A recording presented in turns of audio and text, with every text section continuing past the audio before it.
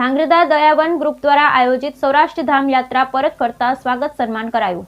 Dhrangadhra દયાવન group દ્વારા આયોજિત સૌરાષ્ટ્ર ધામ યાત્રા પરત ફરતા સ્વાગત અને સન્માન। ધાંગ્રધા શહેરમાં દયાવન ગ્રુપ વર્ષોથી જીવદયાથી લઈ સામાજિક ક્ષેત્રે સેવાકીય કાર્ય કરતું આવ્યું છે। દયાવન ગ્રુપ સમૂહ લગ્ન તેમજ કોરોના દરમિયાન ડેડ બોડીને સન્માનથી અગ્નિદાહ આપવાના કાર્યથી લોકપ્રિય બન્યું હતું।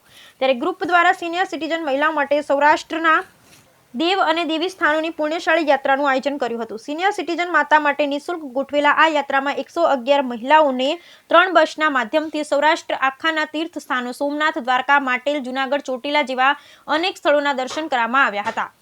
દયાવન ગ્રુપના ધર્મેશ રબારી, અન્ય મિત્રો તેમજ જાણીતા યુવા સામાજિક કાર્યકર રવિરાજસિંહ પરમારના સંચાલનમાં સમગ્ર તીર્થયાત્રા પૂર્ણ કરી ધાંગ્રધા પરત ફરતા ધાંગ્રધા શમશાન મેલડીમાના આંગણે પધારી હતી।